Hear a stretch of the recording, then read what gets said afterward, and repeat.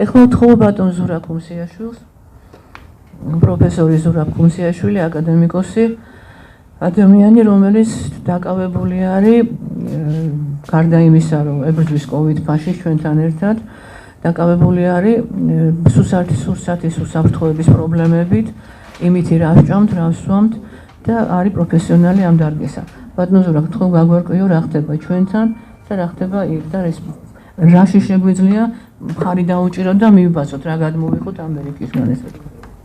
მოგესალმებით ყველას, დიდი მადლობა მობრძანებისთვის, განსაკუთრებული მადლობა მინდა უთხრა ქალბატონ თინას დღევანდელი ჩვენი შეკრებისთვის და მე შევეხები რამდენიმე საკითხს, განსაკუთრებით მინდა აქცენტი გავაკეთო სოფლის მეურნეობაზე და ეს არის სოფლის მეურნეობის პროდუქტები ის, რასაც ჩვენ მოვიხმართ ყოველდღიურად. ასევე განსაკუთრებულ აქცენტს გავაკეთებ წყალზე, რომელსაც ჩვენ მოვიხმართ და ეს არის ის მიმართულებები, რაზეც მთავრობა ხელისუფლება არ საუბრობს და ამაზე უფრო ფართო მასება უნდა ისაუბრონ და ტელევიზიებითაც უნდა იქნას ეს საკითხი გაშუქებული.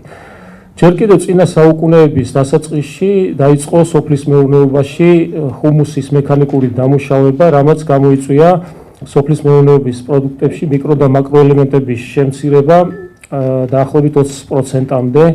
ამის შემდეგ ხდება დამუშავება სხვა მეთოდებით და შეტანა სხვადასხვანაირი სასუქების, რაც ამცირებს მიკრო და მაკროელემენტებს კიდევ 10%-ით და რაც ყველაზე სააგანგაშოა წინა საუკუნეების მეორე ნახევარში იწყება პესტიციდების გამოყენება სოფლის მეურნეობაში, რაც არსებულს უკვე ამცირებს 80-დან 90%-მდე მეგობრებო და ეს არის საგანგაშო მაჩვენებელი.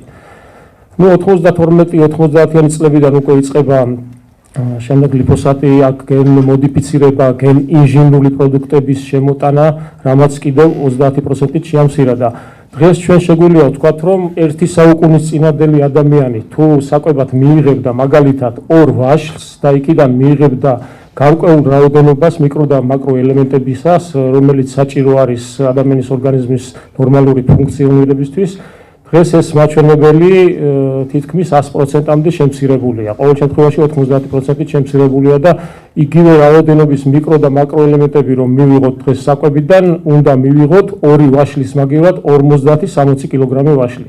მაგრამ აქ პრობლემა მეორეც არის. ამ 50-60 კილოგრამ ვაშლს მოყვება ის პესტიციდები, რომლებითაც ის არის დაშხამული. ეხლა რაც შეეხება პესტიციდებს, საქართველოს მსოფლიოში ძალიან უკონტროლოდ მოიხმარს პესტიციდებს, რადგან ჰექტარზე ხდება საშუალოდ 6 კილოგრამამდე პესტიციდის მოხმარება, როდესაც მსოფლიოს საშუალო მაჩვენებელი არის 2,2 კილოგრამი და ესეც ძალიან ბევრია. საქართველოში რეგისტრირებული არის 1030 პესტიციდი და აქედან უმეტესობა ბევრ განვითარებულ ქვეყანაში არის აკრძალული. ასევე საქართველოში შემოდის სხვა ქვეყნებიდან, სხვა ქვეყანაში დაწუნებული და იქ აკრძალული პროდუქტები, ხშირ შემთხვევაში პროდუქტებს გჩუქნიან კიდევაც, რადგანაც იქ განადგურება უჯდებათ ძალიან ძვირი. ესეთ მდგომარეობა არის ჩვენ სურსათში მეგობრებო და სოფლის მეურნეობაში. პესტიციდები ეს არის უმძიმესი შხამები, ეს არის ინსექტიციდები, რომლებიც მიმართული არის მწერების საწინააღმდეგოდ, ეს არის ჰერბიციდები, რომელიც მიმართულია სარეველას წინააღმდეგ, ასევე არის ზოოციდები, რომლებიც მიმართული არის თბილსისხლიანების, მაგალითად თაგვების წინააღმდეგ და ფუნგიციდები მიმართული არის სოკოვანი დაავადებების წინააღმდეგ. მაგრამ ეს ნივთიერებები ძალიან სერიოზულ ზიანს აყენებს ადამიანის ჯანმრთელობას და ჩვენ სახეზე გვაქვს საავადმყოფები, როგორ არის სავსე, როგორ არის სავსე აფთიაქები საქართველოში და როგორ ყავის სამედიცინო, ეგრეთ წოდებული სამედიცინო ბიზნესი. ასევე პრობლემები არის წყალში, რადგანაც რამოდენიმე ათეული წლის წინ შემოიღეს წყალში ფტორიდები, მაგივრად ის ამით ჩაანაცვლეს ქლორი. მე გადავხედე დღეს რა წყლები იყიდება მაღაზიებში და ერთადერთი სნოს აწერია, რომ არ შეიცავს ფტორიდებს. სხვაზე ვერ წავიკითხე, იქ ფტორიდების რაოდენობა ზოგ მათგანში არის ზომაზე მეტიც, თუმცა ეს ნორმაც 0,4 მგ ლიტრზე არის ძალიან მაღალი მაჩვენებელი. რაც შეეხება ონკანის წყალს, კვლევა ჩატარდა რამდენიმე წლის წინ და აქაც ზომაზე მეტი იყო სხვადასხვა უბნებში იყო ეს კვლევა ჩატარებული და მაგალითად ვაკის რაიონში გაცილებით მეტი იყო ფტორიდები ვიდრე მაგალითად გლდანში. ესეც დიდი პრობლემაა და მე მაგალითად რამდენიმე დღის წინ რობერტ კენედი გამოვიდა და დაიწყო ამაზე საუბარი. ის საუბრობს წყლის გასუფთავებაზე, ფტორიდების ამოღებაზე, რა თქმა უნდა ჩვენ კარგად ვიცით რომ ის საუბრობს სოფლის მეურნეობაში ან პესტიციდების გამორიცხვაზე და მე შემიძლია მოვიყვანო ერთი მაგალითი სიკიმის შტატის ინდოეთში, რომელმაც რამდენიმე წლის წინ საერთოდ აკრძალა პესტიციდები და იქ თუ ვინმე შეიტანს პესტიციდს ციხეში სვავენ.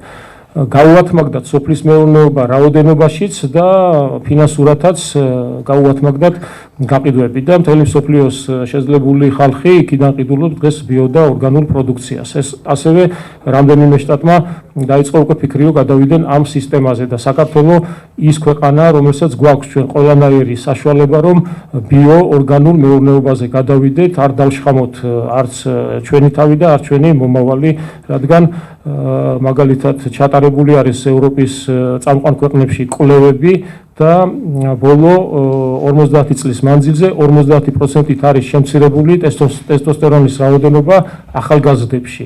ეს განსაკუთრებით ახალგაზრდებში ჩატარდა, რადგან ადამიანები, რომლებიც დასულ ასაკს აღწევენ, შემდეგ ნელ-ნელა მცირდება ეს ისედაც. მაგრამ რომ შემცირებული 50%-ით ეს არის საგანგაშო მაჩვენებელი, რაც პირდაპირ კავშირში არის პესტიციდების მოხმარებასთან.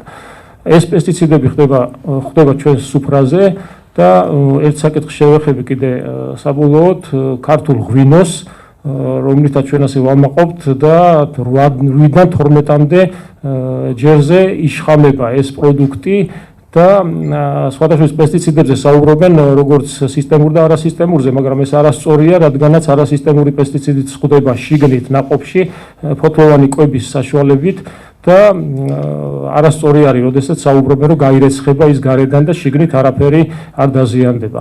ანუ გატენილი არის ჩვენი სოფლის მეურნეობის პროდუქცია პესტიციდებით, რაც პირველ რიგში გამოსწორებელ ზიანს აყენებს ჩვენს ჯანმრთელობას.